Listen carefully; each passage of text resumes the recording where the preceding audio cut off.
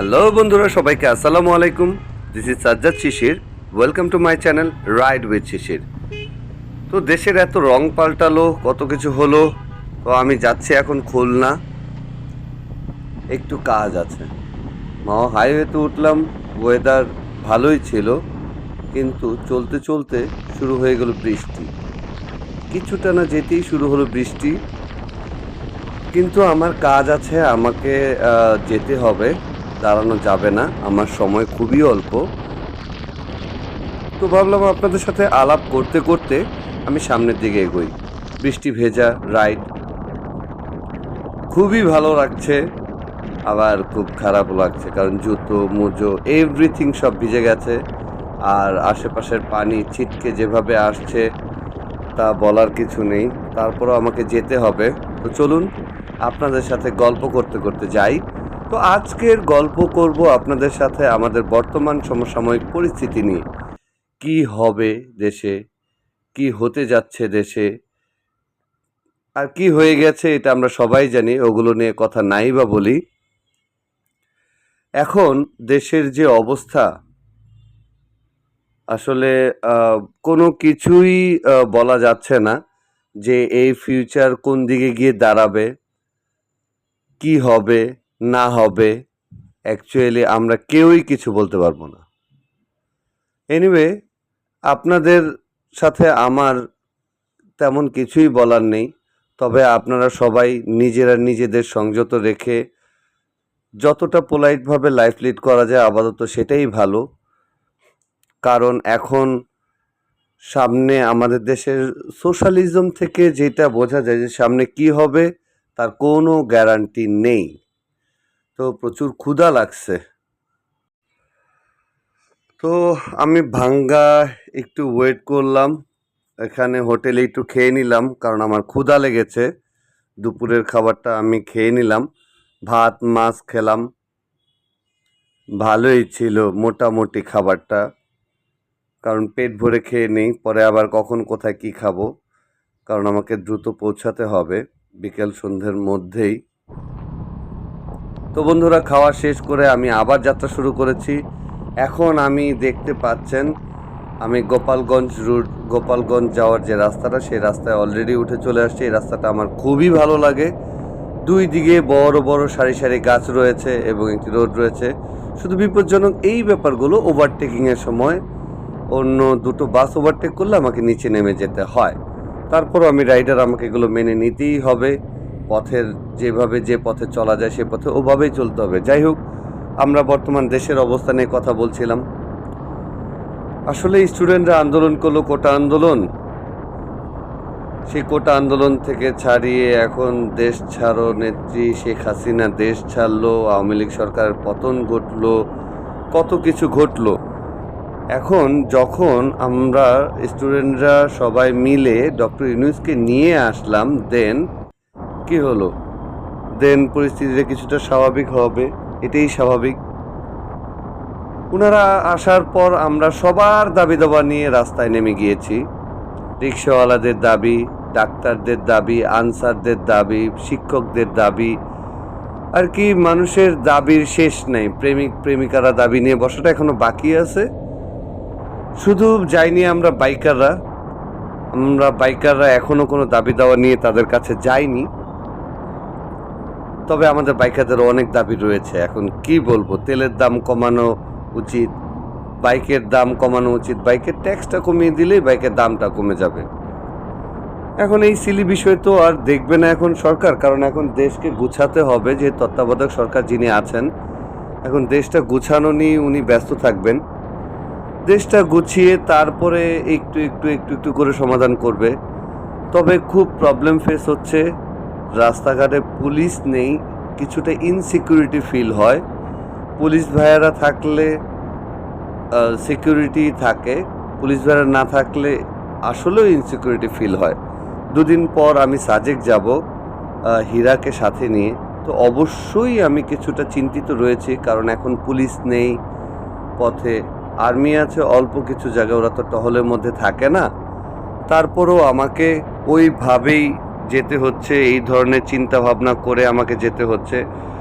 তো দেশে পুলিশ এখন বেশি একটা অ্যাক্টিভ না, নাই যে তা না, আছে, বাট এখন ওনারা একটু ইনঅ্যাক্টিভ অবস্থায় আছেন, তেমন করছেন না, কারণ ওনারাও সন্দিহান, ওনাদেরও কোনো ওনাদের ওপর দিয়ে বিশাল একটি ঝড় গিয়েছে এই ঝামেলার মধ্যে। আসলে বন্ধুরা, আমরা খুব সিম্পল লাইফ লিড করতে পারি চাইলেই, খুবই সাধারণভাবে লাইফ লিড করতে পারি, যেইটা আমরা ডিজার্ভ করি। অ্যাকচুয়ালি আমরা ডিজার্ভ করি, কিন্তু তারপরও আমরা মেনটেন করি না যে আমরা ওইটা পেতে পারি। আমরা ওইভাবে জীবনটাকে ওভাবে রিয়েলি মেনটেন একদম করি না। আমরা নিজেরা নিজেদের মতো চলাফেরা করি, নিজেদের ইচ্ছা মতো চলাফেরা করি, এবং যা রুলস আছে প্রথমে ওই রুলসটা ভাঙার জন্য সবার আগে উঠে পড়ে লেগে থাকে আমরাই। আসলে স্টুডেন্টরা অনেক কিছু ঠিক করার চেষ্টা করেছে। তারা ট্রাফিক রুলস কন্ট্রোল করলো যখন পুলিশ বাহিনীদের ওনারা মারধর করে কিংবা মেরে, যেভাবে পুলিশ বাহিনীরা ডিউটি ছেড়ে যখন চলে গেল, তখন রোডঘাট সম্পূর্ণ খালি রয়ে গেছে। তো স্টুডেন্টরা তারা ট্রাফিক সিগন্যাল কন্ট্রোল করার জন্য রোডে নামলো, এটা বেশ ভালো কথা। কিন্তু এখানে এখন আমি তো রোডে বের হয়েছি, আমি প্রবলেমগুলো ফেস করেছি, তারা ভালো কাজ করেছে। ভালো কাজ করতে গিয়ে তারা একটু গ্যাদারিং বেশি করে ফেলেছে। একটা সিগন্যালে 7-8 জন পুলিশ থাকে, সেখানে যদি একটা সিগন্যালে আপনি 60 থেকে 70 জন ভলেন্টিয়ার ট্রাফিক দেখেন এবং সবার হাতে লাঠি সোঁটা দেখেন, দূর থেকে দেখেই ভয় লাগবে। তো স্টুডেন্টরা অ্যাকচুয়ালি স্টুডেন্টের মতো আচরণ করেন। খারাপ হলেও কথাটা সত্য, স্টুডেন্টরা অ্যাকচুয়ালি লাঠি হাতে স্টুডেন্টদেরকে কখনোই মানায় না। তারা স্টুডেন্ট না হয়ে তারা এই অলিগলির ছাপড়ি গুন্ডা, ছাপড়ি বদমাইশ, দুষ্টু যে ছেলেপেলেগুলো, এগুলোর মতো আচরণ করলে তাহলে তাদেরকে আর কীভাবে স্টুডেন্ট লাইক অ্যাজ বলবো। আমি নিজেও অনেক ডিস্টার্ব ফিল করেছি। আর ট্রাফিক রুলস কন্ট্রোল করতে হলে আপনাকে অবশ্যই একটি ড্রাইভারের জায়গায় বসে একটি ড্রাইভার কিভাবে গাড়ি ড্রাইভ করবে, তার ডানে বামে তার অবস্থান থেকে তাকে যে বিচার করতে হবে, সেই জ্ঞানটা আপনার থাকতে হবে। ইট মিনস আপনার ড্রাইভিং স্কিল থাকতে হবে। এখন আপনার ড্রাইভিং স্কিল নাই, আপনার লাইসেন্সের বয়সই হয়নি, আপনার কিছুই জানেন না, সেখানে আপনি ট্রাফিক সিগন্যাল নিয়ন্ত্রণে নেমে গিয়েছেন, এটা হয় নাই। এনিওয়ে, এটা আসলে ট্রাফিক সিগন্যাল কন্ট্রোল করতে চেয়েছে, করেছেও অনেকে অনেক সাপোর্ট দিয়েছে। কোথা থেকে খাবার আসছে, কোথা থেকে পানি আসছে আল্লাহই জানি না। তবে ওরা যতটা হেল্প করছে তার থেকে বেশি বিরক্তও হয়েছে। এখন আমি বলছি, অনেকে বলছে না। আরে ভাই, তোমরা করা উচিত ছিল, আমাদের এই জাতিগত কিছু সমস্যা আছে, সেগুলো ঠিক করা উচিত ছিল স্টুডেন্টদের। কীভাবে? যেমন ধরেন, আমাদের দেশে যতগুলো ফুটওভার ব্রিজ রয়েছে, সেইখানে ফুটওভার ব্রিজ থাকতে তার নিচে দিয়ে মানুষ হেঁটে পার হচ্ছে, কেউ ফুটওভার ব্রিজ ব্যবহার করছে না। তো এই জাতিগত প্রবলেমগুলো ঠিক করা উচিত।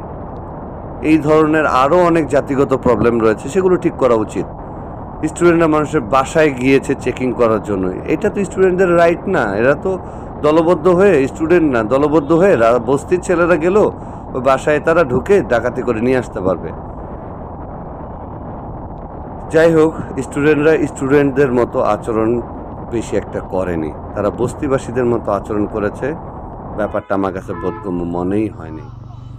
এই যে সেই গোপালগঞ্জ, এই সেই নৌকা, এটা ডুবে গিয়েছে। গোপালগঞ্জ এতদিন অনেক পাওয়ারে ছিল, সেই গোপালগঞ্জে মানুষের অনেক দোষ আছে। ওনারা এতটাই পাওয়ার দেখাইছে, তো বেশি পাওয়ার দেখালে ওনাদের পতন অবশ্যই ঘটবে। আওয়ামী লীগ সরকার এমনভাবে দেশটাকে এতদিন লিড করেছে, মুক্তিযুদ্ধ, বঙ্গবন্ধু ব্যাপারটাকে নিয়ে এমনভাবে হাইলাইট করেছে, ব্যাপারটা মানুষের কাছে বিষের মতো করে তুলছে। এই ব্যাপারটা আসলেও খারাপ হয়েছে। আমি শুধু স্টুডেন্টদের কথা বলবো না, আমি আওয়ামী লীগ সরকার যে তারা এসে ভালো করছে, আওয়ামী লীগ সরকার চলে গেছে, এটা ভালো হয়েছে, কারণ ওনারা একটু এক্সট্রিম আর কি।